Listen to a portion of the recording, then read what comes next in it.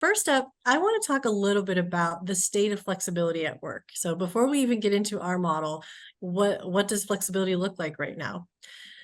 And, firstly, why should we care about flexibility in the first place and whether or not employees perceive it to be equitable? Well, here's just one example. So, when employees perceive that flexibility is equitable, our research has shown that we see an 8 times increased odds that employees want to stay with their organizations at least one more year. So, in the current climate that's been going on for a while, where job hopping seems to be kind of increasingly everywhere, this is a pretty significant stat. 8 times higher odds. And here's just some more evidence with regard to the importance of flexibility. So when employees are satisfied with the level of flexibility at work, they're more satisfied with their jobs, have higher engagement, and are more likely to be promoters of the organization, among other positive outcomes, as you can see in this table.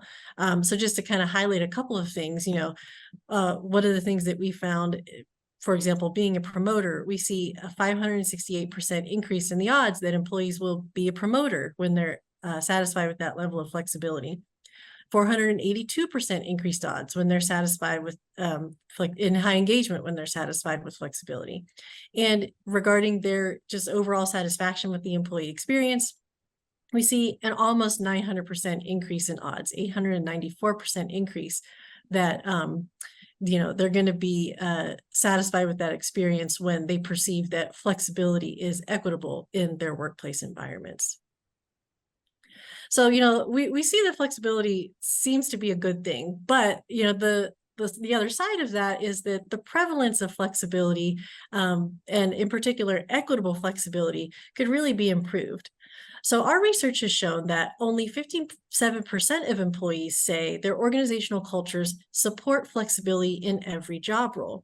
And this is where the equitable part comes in.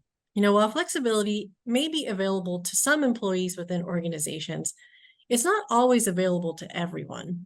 And in addition, while flexibility is often traditionally thought of in terms of workspace, so where people are working physically, there are actually other ways that we can think about flexibility.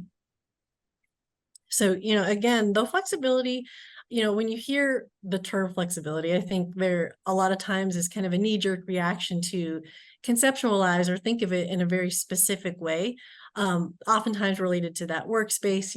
Are you working remotely, hybrid, or in an actual office or on a research site? Our research has shown that flexibility is actually more than that. It's more than where or even when employees get their work done. According to the employees that we talk to, it also can encompass autonomy, time away for personal matters, time allotted for professional development, and even more.